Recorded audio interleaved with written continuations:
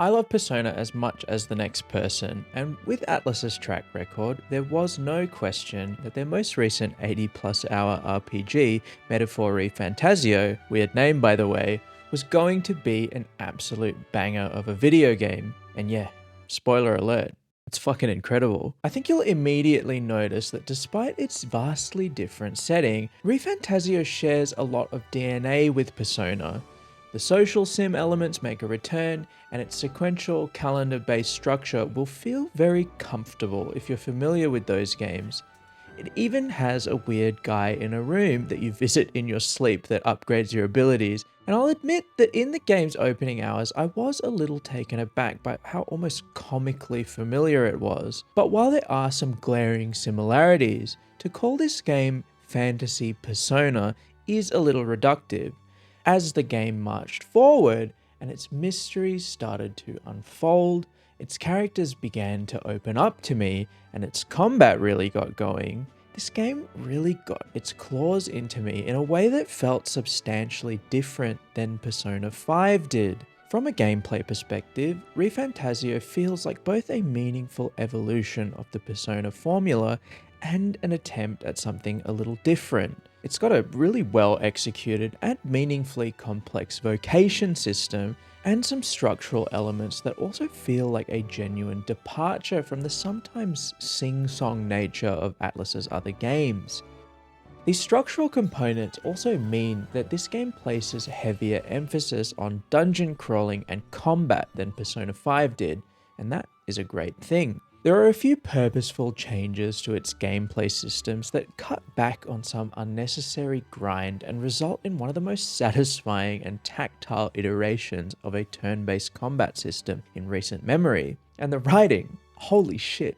I'm not going to go deep into specifics for the sake of spoilers, but man, I can't remember the last time a game kept me as on my toes as this one here.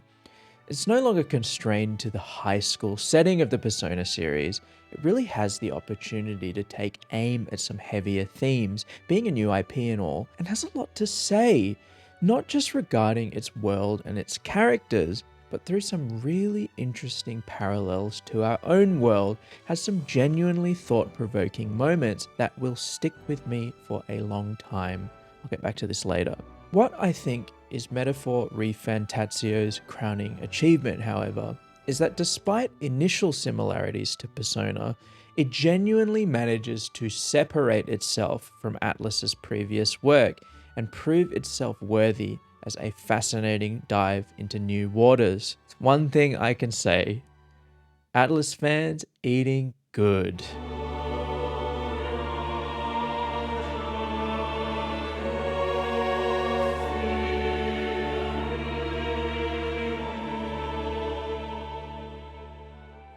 Our tale begins in the rear of a horse-drawn carriage, where you and your fairy companion Gallica are bound for Grand Trad, capital city of the United Kingdom of Ukrainia. The king's dead, and the heir to the throne is cursed to live out the rest of his days in eternal slumber. With no leader fit to rule, the late king invokes a powerful spell, the royal magic, on the day of his funeral, proclaiming across the lands that he, Hythlodaeus V, will be succeeded by one who has garnered popular support from the people of the kingdom, putting an end to the family monarchy in favour of democracy. And what follows is an intense competition for the throne that will pit you and your crew against all manner of strange individuals, each with their own philosophies, worldviews, and reasons to be in the race. It is a continent-spanning odyssey that will take you to all manner of locales, from small castle towns to massive, bustling cities. That is a vast oversimplification of the events that take place, but in typical Atlus fashion, the plot is very complicated, but thankfully it has enough room for each of its elements to breathe. You really feel like you start to understand the world and its characters by the end, and this feeling of the layers of the onion slowly starting to peel away. Characters that initially seemed like throwaway acquaintances become your close confidants. The best thing about the way that this plot was put together for me is its relentless commitment to thematic consistency. The protagonist carries around a trinket, a fantasy novel of unknown origin. But James, this is a fantasy story. Yeah, and here's the kicker.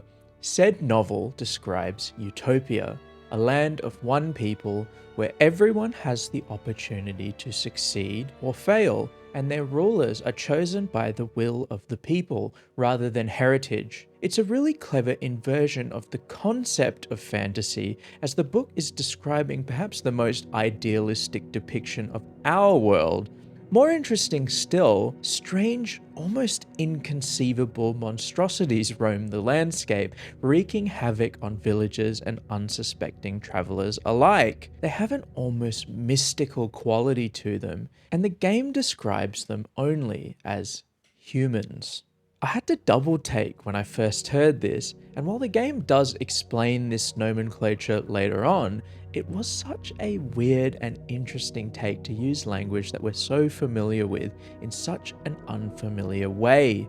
While the story is ostensibly about the land's contest for the throne, what you'll quickly find out is that it's fundamentally about analysing the efficacy of ideology as a concept. You'll meet a multitude of different characters that you'll butt heads against in your quest, each believing that their worldview will bring the best outcome for the kingdom. And while there are a couple of absolutely ridiculous caricatures of potential world leaders, like a guy that wants to funnel all of the kingdom's money into the elderly due to his hatred of these damn youths, there are candidates that, while you might disagree with them, they might genuinely have a point about the nature of society. The writing does something super bold in our time of intense divide. It actually dares to present a nuanced position rather than treating any and all issues like they are black and white. It tackles issues like poverty and class divide in a way that might initially seem a little preachy, but I think that's almost intentional at the beginning, so it can start to peel back those layers over the course of the story. One of the side stories involves the Parapus, Katharina. Racism is alive and well in the kingdom of Uchronia, and save for the incredibly rare Elder, the Parapus are largely considered to be the most subjugated of the 8 tribes in the land. Katharina, a bounty hunter, sees the iron grip that society has placed on her people and decides to run for the crown under an eat the rich pretense. While a noble goal, her heart is clearly in the right place. Her messaging involving a class-based revolution leads to the impoverished falling intentionally into criminal activities, plundering riches in a less than Robin Hood-esque manner, causing more unrest and subjugating the Parapus further. While there is something to be said in regards to lifting up those that are marginalized, Refantazio is also totally willing to admit that despite perhaps having the best intentions, many can go too far in the pursuit of lofty ideals. And that's not to say that this game is fence-sitting. It's absolutely not. It takes a strong stance on its ideals and speaks true to them. It just understands the complexity of these differing viewpoints, something I think that we could all take into our own lives. Look, I could go on and on about how this game handles complex moral situations with an intense level of grace, but then I just end up going through the whole game, so I'll leave it at this. Just know, thematically, this game initially presents itself as being somewhat heavy-handed, but slowly carves away at its rougher edges to reveal something quite incredible. Is actually trying to say something of value rather than wax poetic about things like racism bad, no shit, right? And while its themes and grand narrative are incredibly compelling, full of the twists and turns you'd expect, with some genuinely batshit rug pulls that had me like...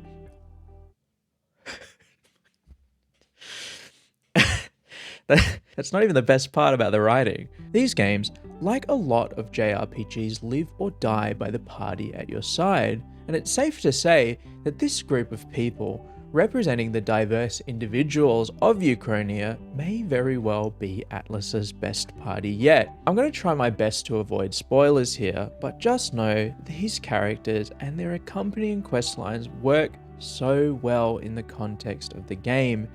This is just a really great, unique bunch of individuals that all have significantly different life experiences that come together in an incredibly compelling manner. Again, emphasizing that subtlety and nuance that the writing has, understanding that the best way to really get to the crux of an issue is to try and look at it from as many different perspectives as you can, rather than blanketly accepting that your way of thinking is the right way.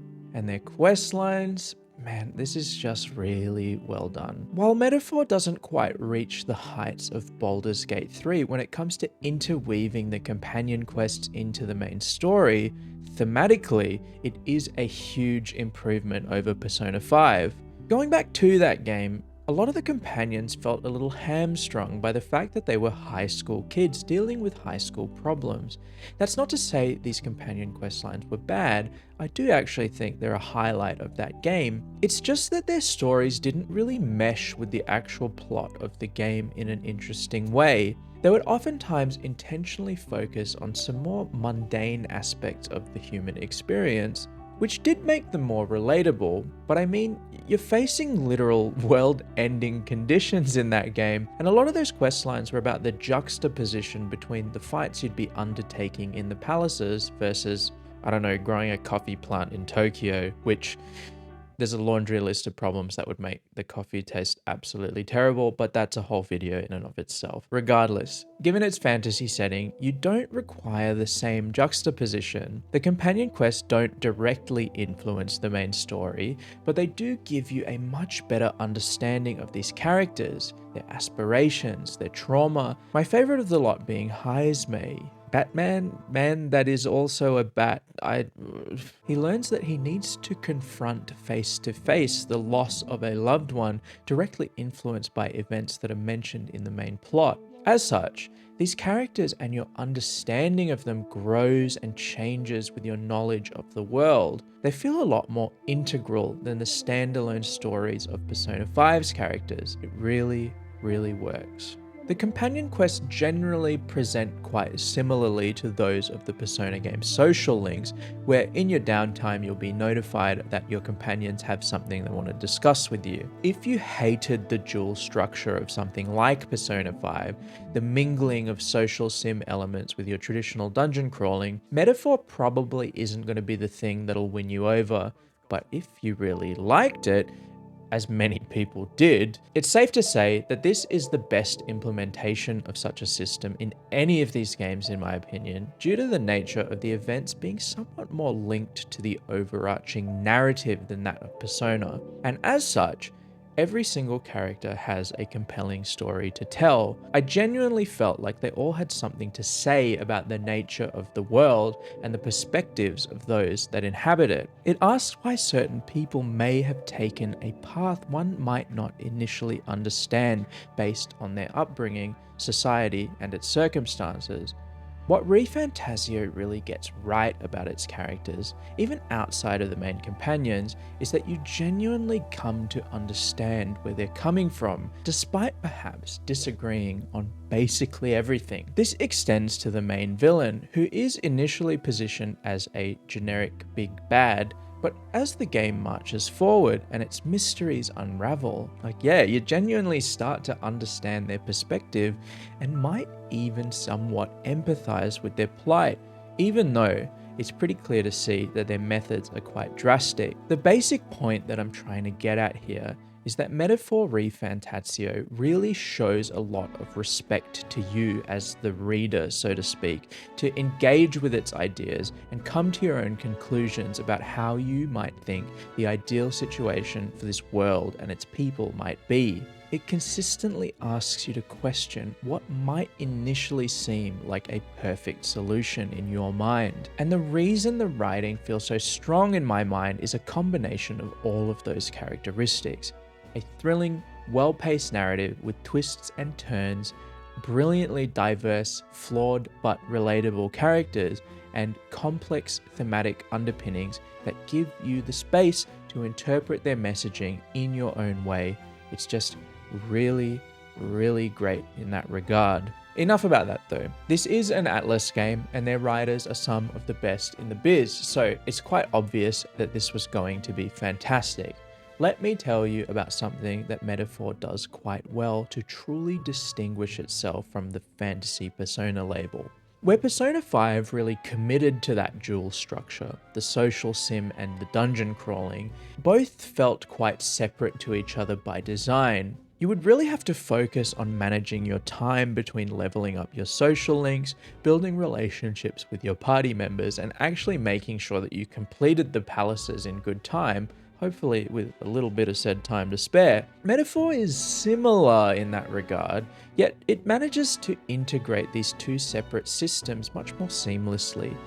In Persona, you can often feel the stranglehold of the calendar, knowing that if you aren't managing your time well, there's a real chance that you're going to miss out on a substantial amount of content by the end of the game. In Refantazio, the calendar is a lot looser, really allowing you some genuine levity, not just in between the game's dungeons, but as you're completing them as well. You're not going to feel like you're rushing to get everything done here like Persona can tend to feel like, and that's absolutely a good thing, considering that this game is really, really long. Part of this is due to just generally being given more time to complete the game's dungeons, but it's mostly due to a genuine structural shift that does give Refantazio a lot of identity. You see, you're going to be spending a lot of time traveling between locations in Metaphor as you embark on your quest to win favor from the nation's people. The wilderness is a dangerous place. Humans and other monstrosities roam the land, and especially at night,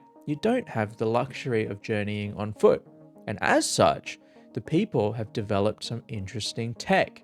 The Gauntlet Runner, which can be most appropriately described as a boat with legs that sprints across the wide open plains of Uchronia at blistering speeds. It's really unique. It's a true spectacle to behold. You'll travel not just between settlements, but side dungeons as well, which can take multiple days in some instances. But crucially, this time isn't wasted, as in a lot of cases, you can use that time spent traveling to bond with your squad or increase your virtues, giving some much needed breathing room when it comes to time management. This also extends to the game's side dungeons. Instead of a massive sprawling tower that you're expected to grind like mementos in Persona 5, you can take bounties in the game's major cities that will lead you to myriad smaller dungeons, each with their own backstories, and especially late game, great challenge. It does a lot to alleviate some of the grind that Persona 5 had, as the variation in encounter design will actually make you want to engage with these side areas, especially as some of the rewards, be it monetary or otherwise, can be quite compelling. This feeling of traveling means that there's this fantastic sense of movement to this game, and by the end, it really feels like you've gone on a great journey, like an odyssey of sorts, something that the Persona games don't really tend to feel like, which is totally okay. It's just another way that Refantazio feels significantly different to those games. Where this was most apparent to me, though, was in the game's main dungeons.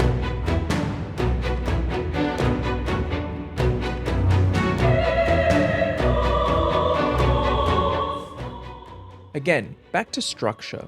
A complaint that one might have about Persona 5 is that the dungeons themselves, and specifically the lead up to them, is structured quite similarly throughout the course of the game. It really gets into a rhythm and could actually feel a little bit sing-songy and comfortable as the game marched on, as you face some problem, gain access to the palace after discovering its nature, beat the boss, and then have some downtime, rinse and repeat. The biggest way that Metaphor manages to differentiate itself from that is through these big main objectives. While there's almost always some dungeon to complete when entering a new major location, these areas and how you access them are always structured significantly differently to one another, a vast departure from Persona 5. There is even a neat callback to that game with a dungeon which you must fully explore prior to set up for a full infiltration on the last day. No calling card, but it was a pretty cool nod nonetheless. And there's a lot of variety, from the setups to the actual interior structure of the dungeons themselves, a far departure from the randomly generated dungeons of old. Anyway, long story short, you'd be forgiven at the start of Metaphor if you thought this was just going to be another Persona game, but it's clear to me that it does enough to free itself from the shackles of just being labeled Persona 6 with a fantasy skin. All this yapping and I still haven't mentioned the gameplay, so let's do a quick run through of some of the game's RPG systems, classes, and gearing, and then combat. Refantazio adopts a vocation system similar to something along the lines of Dragon Quest VII or even Infinite Wealth earlier this year, allowing you to build your entire party as you choose rather than having to deal with preset classes. There are a whopping 46 of these in total, split across 14 different lineages, and are unlocked by increasing your bond with your followers over the course of the game. To access these, you first have to reach the required follower level, and then study the archetype in the game's equivalent of the Velvet Room, Academia, in exchange for some currency that you get from completing battles. What makes this interesting is that the higher tier archetypes are not necessarily direct upgrades to those that came before. Take the warrior tree for example. The base archetype unlocked from the start is your typical melee fighter, excelling at single target physical attacks. The next tier in this lineage is the Swordmaster, whose kit is vastly more geared towards hitting multiple targets at once, which might initially seem like a direct upgrade, but when you factor in certain enemy resistances, you might run into some unique challenges that will make your life very difficult. More on that in a bit. The way Refantazio gets around this huge limitation is by allowing any character to inherit abilities from any other archetype that they've unlocked, allowing you to buttress weaknesses in your build or take your favorite abilities or passives from previous units in the lineage, allowing for some really great build craft. This is especially important later on as you start to unlock some more powerful archetypes. Seriously, this can get absolutely insane, and some of the later archetypes are just so cool, but they do have some clearly defined weaknesses that you'll need to build around with your other party members. There is also a relatively flexible gearing system, offering some stat bonuses and resistances based on equipped items. You know, it's deep enough that you'll at least somewhat want to optimize your party, but not so overbearing that you'll be racking your brain over it for hours at a time. One complaint that I have with the game is that when you switch archetypes, which you can basically do at any time, the game will automatically allocate what it thinks is the best gear for that specific class, which can definitely fuck up some specific builds if that's what you're going for. And as far as I know, there isn't any way of turning this off, leading to more than a little frustration over the course of the game. I don't want to overstate this, it is relatively minor, but it's just something to be aware of. Now, the combat, and it's easy for me to say, this is the best turn-based combat that Atlus has ever made, and it might be some of the best turn-based combat in any JRPG I've played ever. There's a lot to cover here, so let's just start from the beginning, and that starts with actually entering combat. Refantazio takes the ambush system from Persona 5, yet improves upon it in an interesting way. Instead of having to sneak up behind an enemy, you can actually directly attack them when roaming around the dungeons with some, let's just say, serviceable real-time combat.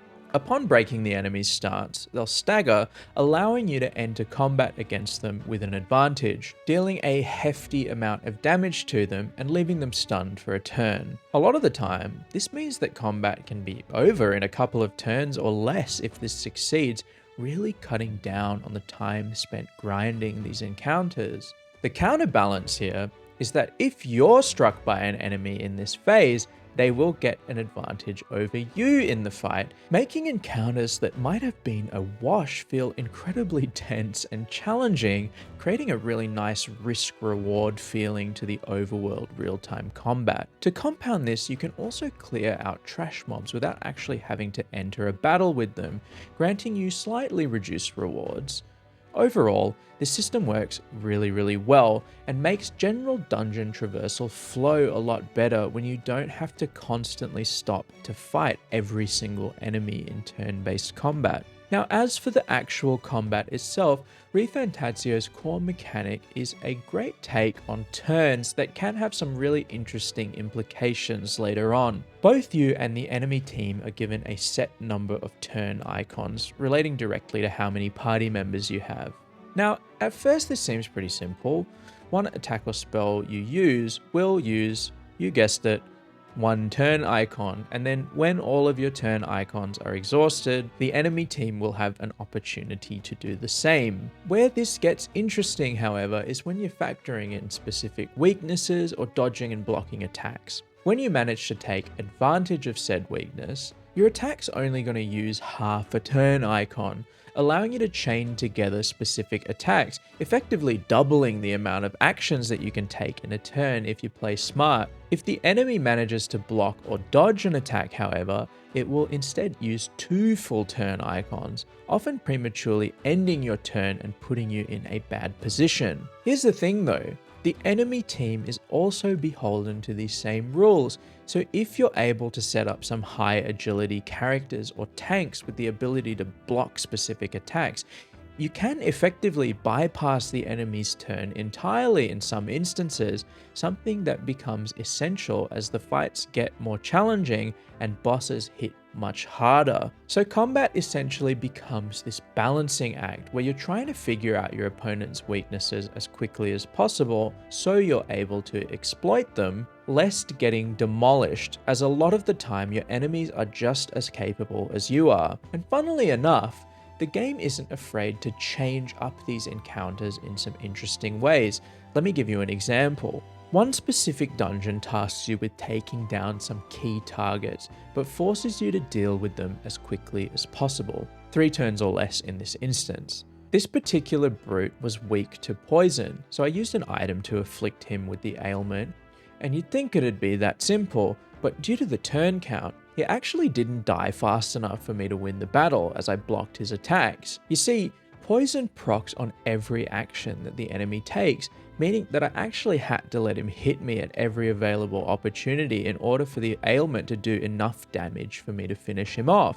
It's a simple thing, but it goes a long way in making these battles feel quite strategic. This strategy extends back into the game's class system with synthesis skills, powerful attacks that require specific archetypes in your party to pull off that use an additional turn icon to compensate for their increase in effectiveness. For example, having 2 magic users in your party will give you access to multi-target mage skills, which can be a game changer early on when you're struggling to output damage. These, as I said, are dictated by the different archetypes that are present in your active party, which is also another reason to experiment with different build options, opening up some really powerful combinations of skills towards the mid and late game, and you'll definitely need to rely upon these when you face some of the game's toughest challenges. Now, to quickly finish off, as this video is getting a bit out of hand, I just want to touch on presentation, and yeah, I'm going to talk about the menus. The user interface in this game is just, what's the word? Magnificent. There were countless times that I caught myself just staring at the game's menus. It sounds ridiculous, but if you've played an Atlus game recently, you'll know I'm dead serious. This level of visual flair extends to the whole game. The enemy design is great. The gauntlet runners are just so unique and interesting. It's just well and truly chef's kiss. And to top it off, performance is rock solid as well. Not much to complain about here. And I think that's a good point to finish on. There's a lot to this game, and I could just keep going and going, but I think it's best experienced for yourself, which is why I wanted to keep this as spoiler-free as possible. It's very likely that this will win Game of the Year. And as such, it's great to see some really good JRPGs actually getting some recognition. I think the defining characteristic of Metaphor Refantazio would have to be its commitment to actually making some interesting observations about the society that we live in and doing it through the lens of its fantasy setting. You'll quite quickly come to understand that its title is no misnomer, yet its true implication might take a little while to reveal itself to you. Its writing is top tier and can genuinely be haunting at times, with all the nuance that's required for a game that discusses something as complex as the nature of democracy itself, with companions that have heartfelt stories to tell and genuinely come together in what feels like a tight-knit team by its conclusion. And it's not just those characters.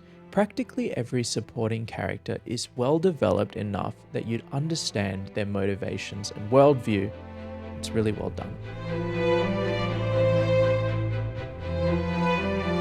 This extends to the game's world, a really unique parallel to our own, and really plays with your preconception on just what is happening as the story delves into traditional Atlus twists and turns. And its combat is just one of the tightest and most fluid feeling interpretations of the classic JRPG turn-based formula, introducing some really smart mechanics such as its turn icons that really cement it as one of the most strategic turn-based games I've played in recent memory.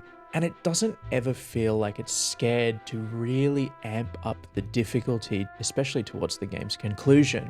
This combined with some of the most flexible buildcraft in any Atlus game through the game's vocation system, smart itemization choices, and genuine diversity of party members cement this game as not just one of the best games this year, but maybe one of the best JRPGs I've ever played. Perhaps its crowning achievement is that despite sharing a lot of DNA with previous Atlus outings, it does enough to free itself from the label of fantasy persona, setting itself and the franchise up for a long and successful future.